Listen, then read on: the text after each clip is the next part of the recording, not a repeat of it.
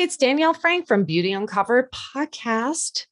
And today we are going to talk about the science of the soul. Before we get started on that, if you have not subscribed yet and you love our content, be sure to hit that subscribe button because we want to make sure you're getting alerts to the newest episodes. And we have some great guests coming up. Also, if you haven't rated us or written a comment, we would appreciate that too, because this is a great way for us to get the word out. But in the meantime, today's guest is Saloumeh Bozorgzadeh, and she is with Sufi Psychology Associates, which is a nonprofit.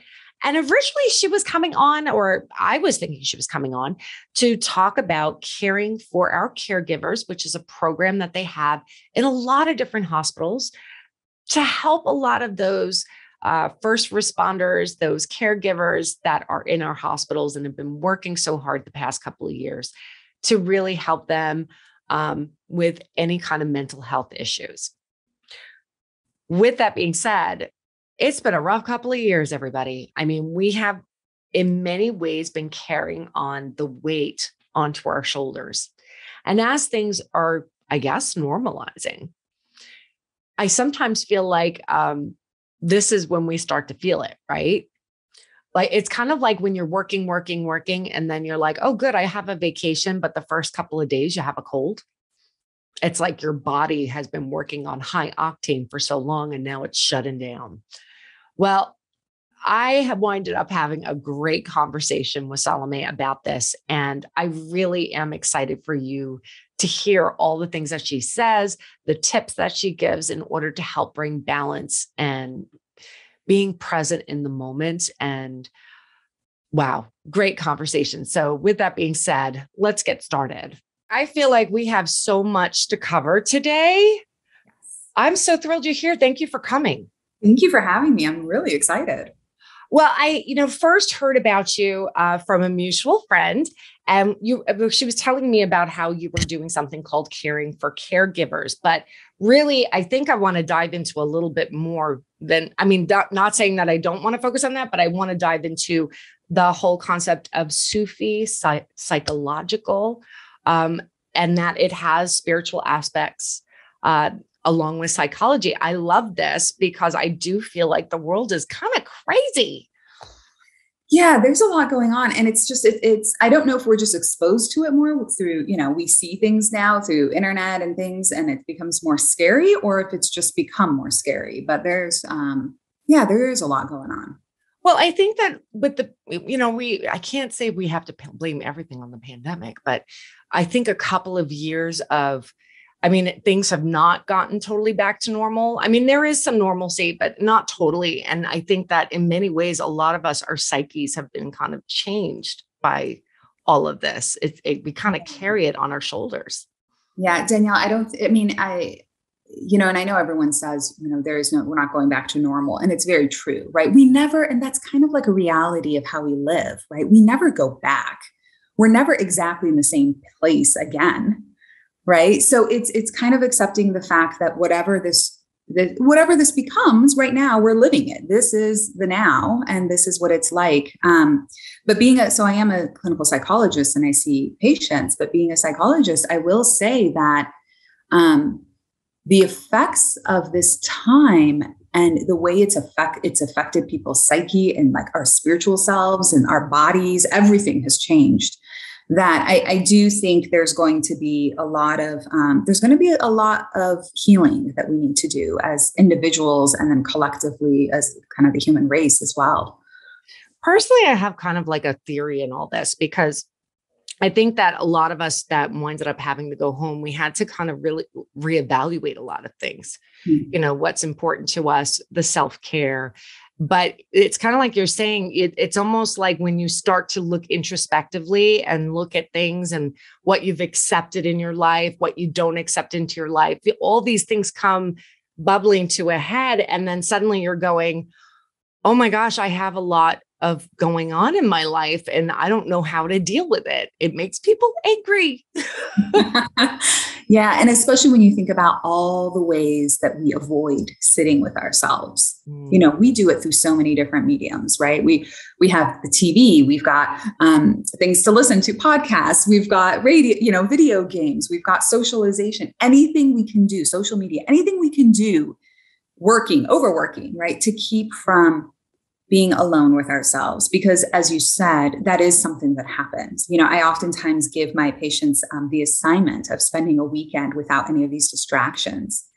And it is tumultuous. Oh, I can imagine. Right? Like there are thoughts and feelings and old recollections, memories, things, beliefs, that narratives that we have that's buried really deep. And those start bubbling up to the surface and it becomes really unbearable. But to be honest, you know, it's so helpful for, you know, yeah, you have to go through the pain of it, but to get to the other side where one, you've taken a look at all of these things that you don't even realize you've carried with you that are affecting you, but also two, you know, now you can begin to sort through how much of it is mine, how much of it are these narratives and things I've gathered from others, right? And people are usually shocked to hear that, you know, the way we talk to ourselves is learned. We don't grow up being mean or hurtful or hard or harsh to ourselves. That's not innate. What it is it's someone else's words that then we internalize and then it becomes our own voice. So having to look at that is really painful oftentimes. I find that so fascinating. It's funny. My mom used to always say to me that she's like, listen, everything that you think and the way you think about yourself is passed on from me and then passed on from your grandmother and your great grandmother. And she says, at some point or another, you're going to have to kind of shed all that. You know, it is a really fascinating thought, how much we're exposed to, and especially now with social media. And I am just as guilty. Oh, I mean, me too. I am the social media queen. Like I am on TikTok far more hours than I really should be. But it does kind of, there are days where I really sit there and I go, ooh, I got to get off this for a while. Yeah. It's hard because it does kind of enter into your psyche. Mm-hmm, mm-hmm. You know, so within Sufi psychology, we talk a lot about how this physical identity we have, this outside identity we have gets formed. And, you know, we're born and we are these little blank slates. Like we have there's genetic code there and everything, but then we begin to form a sense of ourselves by essentially our mind is taking pictures of everything we've seen, everything we've heard, everything we've encountered. You know, it all goes into a bag that I slap my name on it and that's me. And every time I come in contact with something new, I go digging in this bag and I'm like, oh, this is like that. Okay, I know what this is. Or, oh, this doesn't make sense. This must be wrong, right? Like our entire sense of everything that we think we are all comes from what we have gathered. So when you think about what you're exposed to, when you think about how it is that some people could be so varying in their thoughts and perceptions, and something that is so obviously incorrect to me can be so obviously correct to someone else, it makes sense. Yeah. So when you think about the fact that we've collected and gathered all of this, then the question is, what of all of it, what is actually real? And who am I separate from all of this? It seems too difficult to disentangle. Well, like if you really do think about all that, and in a weird way, I kind of understand it because I was in a very, shall we say, unhealthy marriage for 20 years, incredibly unhealthy. And after it was done, I had to have that conversation in my head where I sat there and I go, okay, I say I'm not good at something, or I say I don't like something. Is that me, or is it the other person that was writing my dialogue for me? Yeah. So I understand that, but in so many ways, it goes so much deeper. How, in what you find in your practice, is a way that a practical self-care, I don't know, is it self-care? I don't just a way to be able to start that dialogue with yourself. Yeah. I think, there's a couple of things. So one, right now, I'm going to tie this in a little bit to kind of the work that we're doing with healthcare workers, right? So right now, Sufi Psychology Association, we have this program going on for healthcare workers in terms of helping them rebalance. It's both used in hospitals prior to the pandemic, but also now to help kind of realign. And part of this is a lot of the time is as we're going through the different workshops is you're also trying to figure out, or each person for themselves has to really figure out, okay, all of these things that I think I need in order to be balanced, right? How much of it is genuinely what I need? And how much of it are the shoulds that I gather from what I think is correct, So I think it takes an ability to be courageous and explore. So Sufi psychology is basically taking the teachings of Sufism. So Sufism it's a spiritual practice that is the entire goal is for each person to know themselves, to know their true self. So not just understanding how all of this mishmash contributes to how you act on this physical dimension and how you relate to the world, but also that ineffable spiritual part of us, the part of us that has remained constant and stable. Even as you have changed throughout the relationships you're in, even if you have changed through becoming a teenager and rebelling and then conforming and all of these things, but there's a part of you that has remained there, right? That's remained stable. And so with Sufi psychology, with the principles of Sufism, the belief is that the more you, and at the Sufi school, it's talked about. So Professor Sadegh, he was a great Sufi master of the MTO school. And he would say that you're the laboratory, you're the experiment, and you are the scientist. So it's all with you. Wow. And really through this practice, at least, I grew up in it, and I was going to these schools of Sufism and getting these lessons. And it really made it okay from a young age for me to question these things, and not only question it, but to be, and I use the word courageous because I think it does take a lot of courage to put some of them aside, especially when we start getting into topics, which when we're talking about Sufism, even into topics such as your belief system, right? Mm-hmm. Like, how do I even know, this is good, this is bad? Where am I basing that on? And what is it really about? But within the field of psychology, so we took this practice, these Sufi teachings of going within, of finding that stable point, and we brought them into the mental health field, into psychology, modern day psychology. Current psychology is wonderful, but it's really focusing on your actions, your thoughts, and your behaviors, your thoughts, and your emotions, right? This is what we're usually focusing on. So this takes it a little deeper. I was going to say, I think one of the things that you've just said that really struck me is the fear and that how scaring, that's not a right word. It's very hard to let go of your upbringing, so to speak, of your family's belief system, what they tell you how you should be.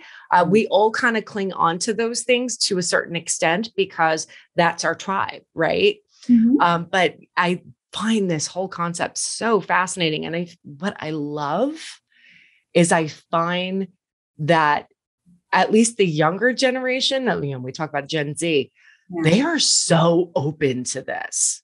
Yeah. So open to this. I feel like, I'm 50, so I feel like that we're starting to come into it because, we always were kind of like, whatever.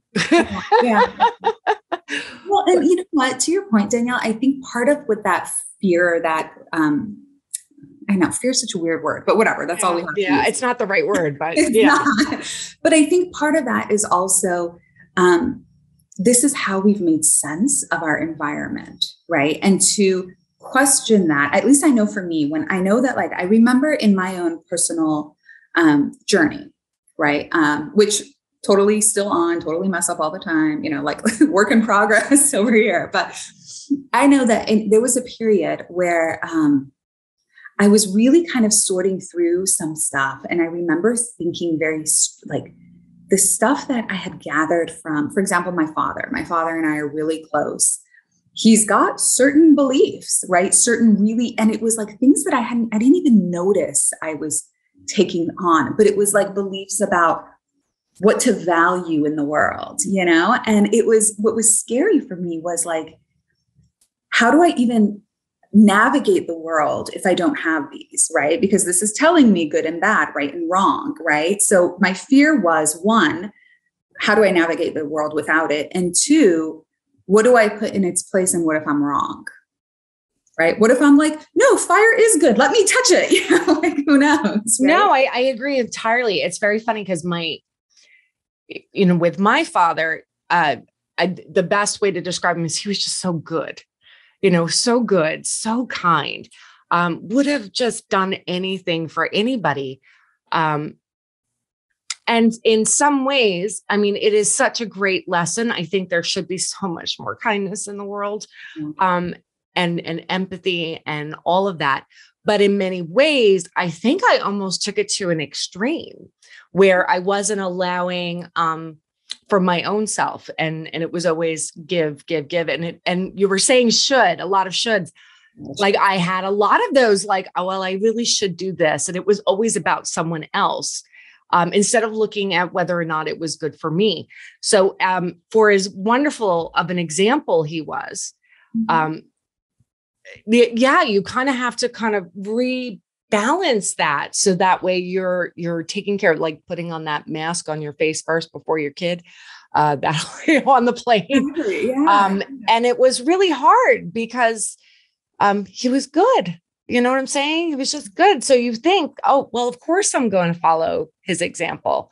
But yeah, it wasn't working very well for me. No. I mean, and I think we find our way sometimes, I think if we're willing to look, you do find your way. And I think part of, what you were asking earlier about what can you do? How do you even begin? Mm-hmm. I think it's one, really, truly having that intention and being open to looking at yourself, being open to understanding and wanting to find it more. So in the MTO school of Sufism, so there's a thing that there's a prayer that is said, which is typically when someone begins this path, there's a prayer that they pray to, whether it's God, the universe, existence, whatever you want to call it, that there is energy, whatever the name is, doesn't even matter. But the prayer is that please show me the teacher for me on this path. And I'm totally butchering it because it's all done in a different language, but please show me who the teacher is on this path so that I can better know myself, so that I could better know you, right? So within Sufism, because it's a spiritual tradition, it's a path of self-knowledge. Ultimately, the theoretical belief is that if you know yourself, you know God. God, energy, whatever you call it. However, the thing about Sufism is it's all experience-based. So as we kind of mentioned, it's not a blind follow. It's not a do this and you're good or do that and you're bad. And therefore, part of this is you don't even know what that is. And until you discover, the one thing you can be absolutely certain of is you exist. Yeah. So you start with there and you start with uncovering that and unraveling that. And even in this wellness space, I mean, Danielle, think about like all this incredible research we have on wellness, right? Do this is going to be good for your health. Do this is great for your skin. Do this will help you, blah, blah, blah, right? Absolutely wonderful. But even with that, you can't follow blindly, right? You take that and then you have to implement it and then tweak it for yourself. Who am I? Figure out what works for your life. Exactly. And it might not be textbook, right? It might not be the 8 hours of sleep. I might be a 6 hour sleep person and I'm fine. But if I'm trying to force this notion because I've read that this is correct, I mean, essentially it's kind of another form of religion, right? I've read this, it must be correct. I'm going to force it on myself. I must sleep 8 hours a day. You have to experiment and then be you open. just wind up feeling like a failure when your body's saying, nope, you're getting sick. Right. Then you're doubting yourself. What did I do wrong? Why do I not have self-discipline? What's wrong with me? But ultimately it comes back to yourself, and having and beginning to understand and know yourself so that you can make decisions for yourself. All right. So I do want to dive a little deeper into the caring for our caregivers, but I do want to ask one thing, and I might be asking for a friend, me. Where would someone learn more about Sufism and because I'm fascinated. I'm completely fascinated. So there's the MTO School of Islam. It's Islamic Sufism, MTO School of Islamic Sufism. You can do that on mto.org. I can give you these websites if it would help. We've got workshops throughout the year, the Sufi Psychology Association. So even sufipsychology.org, there are, we do at least once a month, we do virtual workshops and then in person, depending on where we are. And then there is the Sufi meditative practice called Tamarco. So as you know, mindfulness stems from a Buddhist philosophy, a Buddhist paradigm. And so here, Tamarco stems from the Sufi paradigm. So this practice also, it's the practical aspect of this path of self-knowledge. So through this practice, not only is it beneficial for your physical body, but you're learning more and more and more about yourself through an experiential component. So that also, we have an app and there's exercises online, and I could give you that website as well. I would love that, because I do personally, I'm not really affiliated to any kind of religion or anything like that. Raised a Catholic, but I'm not necessarily associated anything, but I find there's such beauty in different teachings. I'm constantly looking at them and I find that fascinating. And I've never explored Sufism. That's really interesting. Well, and within the path of Sufism, it's not a religion. It's so funny to me because it's so much more complex and deeper that, people sometimes will ask me, what religion are you? And I'm like, I don't know how to answer that question. Like, I always say, I kid around. I say, I'm the Church of Danielle, which is so inappropriate, but I have my spiritual beliefs. A lot of it is rooted in, of course, where I was raised and everything like that. But in the long run, it's mine. You don't need to know anymore. And it's really interesting because I've never met two, I've got friends of different faith, like who do consider themselves religious. I've never met two that are identical. Like everybody is so unique. So it's always hard for me because I'm always like, is it like what organization I affiliate with? Do you mean what, because then you look at the school of Sufism, right? And you've got people who identify as Christian, Jewish, Muslim, you have them all that are going there because this is about self-knowledge. So it really would, if you want to be a great Christian, you have to know yourself first so you can have steadfast path towards your Lord, right? If you want, so I think it's not something that is like a religion that's separate from everything else. It is a path of self-knowledge that you really need for anything. If you want to decide what field of work you want to go into, you still need to know yourself to know which direction, right? No, and I appreciate that. Yourself. Yeah. I appreciate that. Thank you. I'm excited about looking into it. So I do want to dive into caring for caregivers because as we were talking before we pressed record, my dearest, bestest buddy since I was 13 years old, she is a travel nurse. Yeah. It's been a rough couple of years. She wasn't always a travel nurse. She actually worked in a hospital in New York City or in New York. And I just remember in the beginning, just getting calls and she's like, I think she is probably one of the strongest people I know. I know that having to hold up a phone to a patient to say goodbye to their family. And the fact that she would sit there and hold their hand as they pass. Oh. I don't even know how she copes. I don't know how she does it. So I think it is wonderful that you have something for nurses and caregivers that have gone through a lot in the past couple of years. Yeah. So it's called Caring for Our Caregivers. It was our initiative, the Sufi Psychology initiative. We started in April of 2020. So right at the beginning of the pandemic. Our concern was, you know, prior to this, we've been doing a lot of work in hospitals and with residents on this concept of healthcare or self-care and what it means and burnout relief, and kind of using these principles of Sufi psychology within the practice. And when the pandemic came, our concern was, oh my gosh, like, what are people, they need resources. So we began to donate tablets, electronic tablets that were filled with the Tamarco's method. So now the Tamarco's method of meditation has been studied to show that it decreases stress and increases positive emotions in times of high stress. So we're like, this is perfect. A lot of my patients are, they are nurses, they are residents, and they would tell me, you know, at those very beginning, first of all, the fears that they had in those beginning days and beginning months was just, I don't know how anyone can go through that.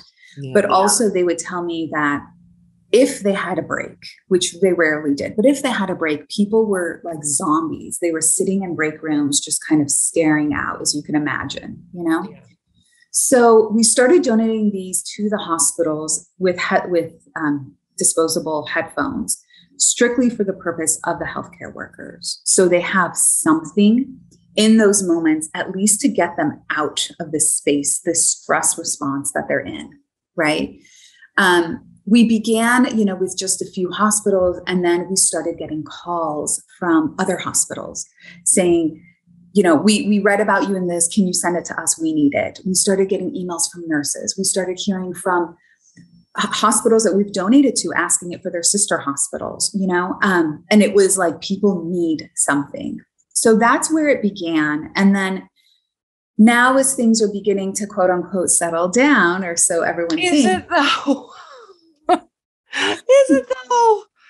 I still hear about how understaffed and how stressed, and they've been through so much. So that's the thing, Danielle, right? The way our body works is, as I'm sure you've noticed in times when you've been really stressed, our system will rally and it will pull us through. Mm-hmm. Things calm down. Then we crash. We crash. We feel it. We see the effects, you know.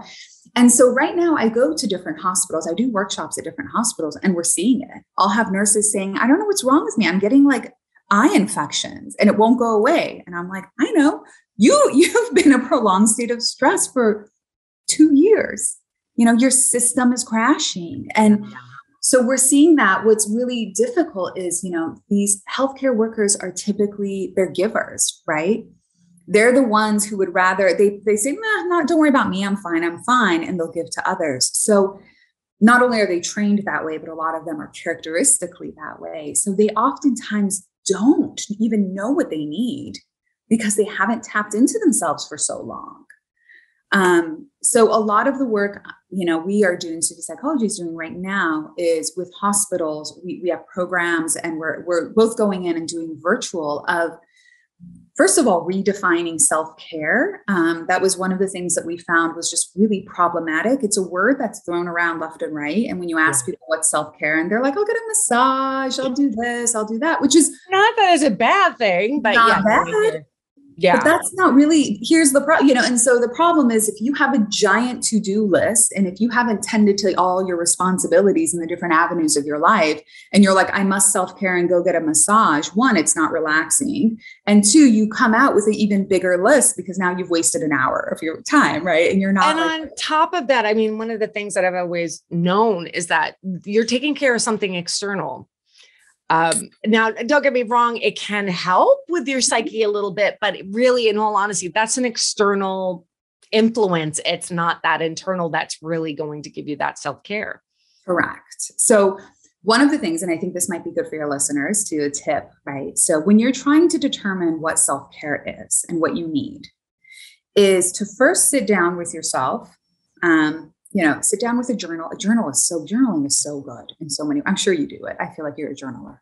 Yes. I know. Yeah, I'm getting journaling vibes. Always. I always have, like, admittedly, I've got like 8 or 9 of them throughout the house. So I always start a journal with like, this is going to be my journal for this. And this is going to be my journal for that. And it always winds up getting mixed up. Yeah. Yeah. But you sit down with your journal and you start writing about, you list the different areas of your life: work life, home life, family responsibilities, fun. Fun needs to be included. That is an important part of human functioning. Spiritual, if you're in school, or just like these different components, physical health, right? Emotional health. And then you need to kind of ask yourself, honestly, at this baseline. So first we need to take a baseline.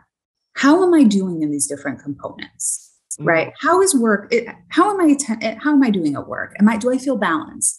Do I feel balanced in this aspect? And all these different aspects, right? See, and it's so funny. You said that, do you feel balanced? My first thought was when you go, how are you doing at work? And I'm like, I'm working really hard. I'm getting stuff done and I'm doing this, that, and that. Like, I'm not thinking, is it balanced? Yeah. Well, I think that's where a lot of people's mentalities are. Yeah. Yeah. So do you feel balanced? Well, no, I feel too much here, or I feel too little. Or do you feel balanced with your physical health? No, that's probably a resounding no for many people, right? Because that's usually the first thing that goes. Oh, yeah. Right. And so first it's taking a inventory and a fearless look at all of this, and then determining, okay, what are the things that need to switch? Okay. And this needs to be not a giant to-do list, which is usually where people go, is like, I'm going to eat well, I'm going to be a vegetarian, I'm going to work out 5 days a week, and I'm going to meditate 18 days, no. But I don't feel very seen right now. Always grand plans. Yes, exactly. Right. So you look at and then you pick one thing. I'm going to do one thing for this week. One thing I'm going to focus on this week that's doable to begin to balance. So understanding that this is a long-term process. This isn't going to be little. But the fact that you have it in front of you, the fact that you have looked at it, the fact that you know there is a plan in action and that you're going to make these changes, that takes off an incredible amount of pressure, right? Mm-hmm. Then when you go to get your massage, you can actually relax and get your massage because you know that you're still doing what you're supposed to feel a little more balanced. You're not just ignoring everything. I love that because I'm a big fan of lists. Yeah. So I am diagnosed ADHD. So I tend to just kind of, I'm quickly switching from thing to thing. So one of my practices in the morning is to sit down and write my list of the to-dos, which is always down to take a shower, brush your teeth, and I get to cross them off as I go along. But I also try to make a secondary or third list, which has to do is, relationship, what is my self-care? In many ways, it is something that's a practice for me that is taking care of me. But also, with my son who's 12, I'm a single mom. It's sometimes hard to carve out those really I am present in this moment because life is chaotic. So I've come to the point where I write these lists and I have to cross them off by the end of the day. Yeah. And it does help. It really does. And I want to say one thing, and I don't know if anyone needs to hear this or if everyone knows already. It took me 40 years before I realized this, and that there will never be a time where you've crossed off everything on a list. Okay. Yeah. I'll admit that. It's settling into the fact that there's no such thing of, we keep these lists of all the things we have to do. And then we're constantly, God, it's just we're adding to it. And I'm not getting off of there's still so much to do. No, there will always be a list to do. It's a fallacy that we're going to kick this. Oh, yeah. No, I admit I write down those little details because some of them I know. Well, one, because I'm sorry, sometimes I'll get so distracted, oh, that's right, I didn't take a shower today. I mean, it's just life, sometimes I get so distracted, but those little tiny things, being able to feel even though it's something so simple, brushing your teeth, putting on your makeup, it's some of it I know I'm going to do. I'm going to go on camera. I'm going to put on my makeup. Yeah. But I think the process of just being able to cross it off, knowing I'm not going to get to everything, but it's good to dream. It's good to dream. As long as you're not holding it over yourself, right? No, usually it just carries on over to the next day. It just carries on and there'll be and it's fine. It's fine. And every day you might rearrange and say, well, this takes a little bit more priority. The deadline is coming up. This is going to move up. Fine. Sometimes it's something as simple as just drinking water because, coffee. And just that reminder to take, because I know that's external, that's your body, but in many ways it does affect everything else too. Well, and Danielle, your body has to carry you through, right? I can be on a spiritual journey all day and night. If my body if I'm not tending to it for it to try to push me through a little, it's distracting. Like, I'll tell you this, a few years ago, all of a sudden, I don't know, it was like I got so tired. I had this incredible sense of fatigue, so much fatigue. I could barely get myself to work. I was just sleeping all the time. And what was really frightening for me in that period was all the things that I thought I cared about, that I cared so much about, I always put first. None of them mattered. Mm-hmm. Like, all of a sudden, like my meditative practice that I'm like, I love this. This is my thing. I just didn't care. Anything that I valued, family, didn't care. Nobody, I couldn't care. And at first I was like, am I depressed? What's going on? I couldn't figure it out. It turned out my iron levels were so low that I couldn't have this was the first time I really got sick. So it never occurred to me that it was physical. It was physical, and it affected me on this massive level. But it was a really important learning moment for me, because at that point I was also working a lot with oncology patients who had cancer, and I'm like happy and bubbly all the time. And, and then it occurred to me that, oh my gosh, like, they can go through periods where they can't do anything. Nothing matters anymore, when right. you're nothing. And it really just gave me like a slight insight into a different way that people might be functioning, and how I need to shift not only my perspective and how I'm working with them, but also, the tools and techniques I'm using. Because if you don't have anything, there's no care, it's hard to do. You can't do, right? So what do they need in those moments? But it was the big lesson of, whoa, like this, I've been young for my whole life. I've been like getting through my body. I push my body. It never like says anything, all of a sudden it was like, oh. Well, it's funny because, and many of our listeners have said this, like they know I've said this, that, when I turned 50, it was birthday, going to celebrate all year. But I kind of wanted to be on this journey in which I am looking at those things and kind of reevaluating and maybe pushing myself a little bit, because I do want to be healthy and strong, both mentally, physically, spiritually, all of it. Mm-hmm. And yeah, I noticed that I used to be a personal trainer. I used to be a fitness instructor back in the day. Now it's like, I don't even want to tell you what's on my Apple Watch and how many steps I've taken in a day. It's terrible.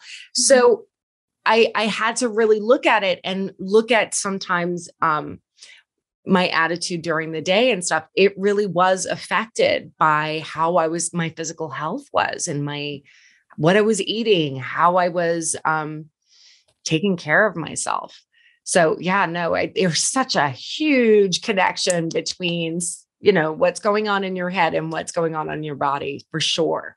So let me ask you this. Did your perspective on what you considered was necessary for your health change? Yes. As I've gotten older, it has. It used to be, I just wanted to be hot. I want to be hot. I want to be cute. I wanted to wear that cute outfit. Now, don't get me wrong. I still like wearing cute outfits. Sure. But with that being said, I think part of it, my dad passing a few years ago, and the last couple of years, he was 86, but he struggled to move. My mom, she goes through that now. And I sit there and I look at life, and I plan on being around for a hot minute. And I want to be around for my kids for as long as I can. And so now it's more about longevity. I want to be that person that's really embracing life to the very end. No. And it's hard to do that when you physically feel like crap, right. I can't move around and stuff, but I've said this before too. I have, I fangirl girl over Iris Apfel. I don't know if you ever heard of her. No. So she is a fashion icon. She's 100. And the first time she's ever been signed by a modeling agency was at 85. Her fashion has been showcased at the Met Gala. She is amazing. If you have a chance, look her up because I will. Amazing. I adore her. And all I keep on thinking is that this is a woman that's exploring life to the very end. She is just embracing it, eating it up, going for new experiences. And that's how I want to live. So if I want to be that person, if I want to live as that person, I need to be physically taking care of myself, not be a badass muscles, look great in a bikini anymore. I don't really care about that as much. I just want to feel good. And then even with, spiritually, mentally, I think it's about being more present in the moment and being open to things a lot more, still spreading the kindness out there in the world. Yeah. So, yeah. I think, the more, I could speak for myself. So the more, for example, I do, let's say Tamarcos, right? This meditative process. The more I do these, right? The more and more I learn how to quiet my mind, which is a challenge with that. It's a challenge. Meditation is not my friend. Usually when people say that, I think that they're probably doing a method that doesn't work for them. Probably. And the reason is usually when people think of meditation, they're like, I'm going to sit and quiet my mind. That is a really advanced technique. Oh my gosh. Sit and quiet your mind, right? You need first to kind of learn how to navigate it first before you can get it to quiet. Yes. So we have like this practice called mental relaxation. It's one of the components of Tamarcos. And it's a really incredible concentration practice that teaches you how to focus your mind, shift it and focus, right? Actually, speaking of ADHD, we just wrapped up a study. We were looking at the effects of Tamarcos on attention and sustaining attention and stuff. So we're still doing. No, I think that's fascinating because I got to be honest with you. And it makes sense when they diagnosed me. I always say my thought process oftentimes is like tripping down stairs.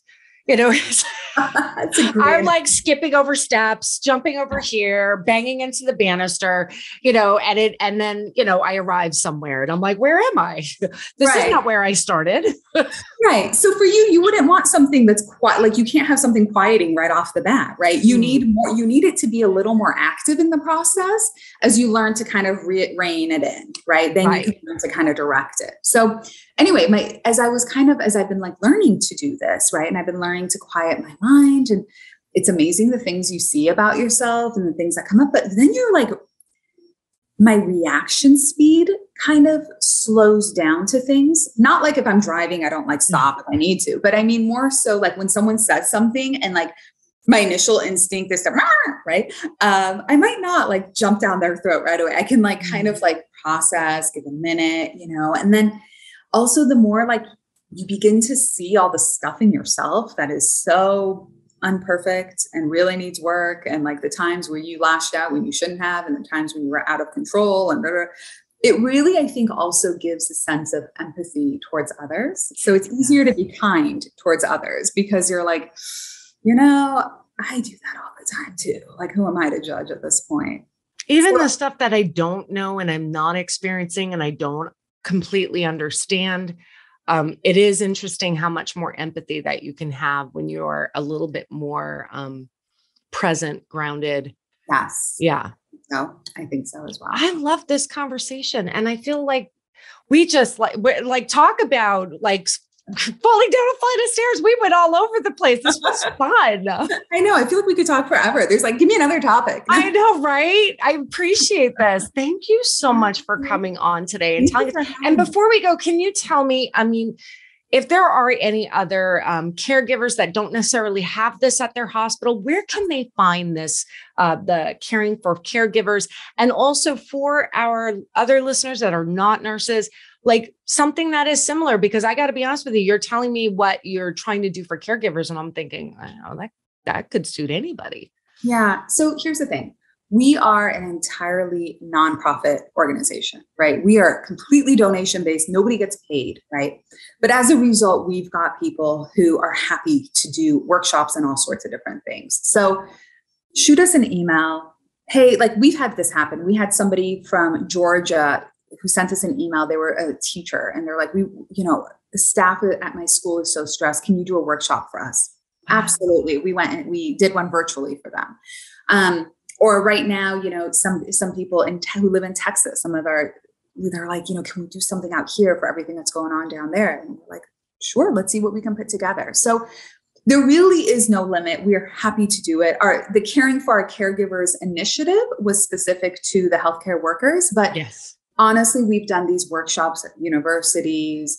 I just did one there's a corporation that reached out, and they have employees that are in Ukraine, and some of them are in Ukraine, some of them have family members that are in Ukraine, and they're like, I wish we could provide something for them. And absolutely, we just did a whole workshop with them. We're going to do another one. So we're happy to do these things. This is all for all of us, because this isn't our profession. Like our profession is separate. This is where we volunteer. It's a passion project. So yes, like you can shoot us an email. The general email is info@sufipsychology.org. I'd be happy to give my email address. If people want to reach out to me directly, I'd be happy to help out anyway. We'll definitely have everything written in our description of this podcast. And thank you so much for coming on. This was delicious. Thank you for having me. This was lovely. It was great talking to you. Great talking to you. All right. Well, then have a good one.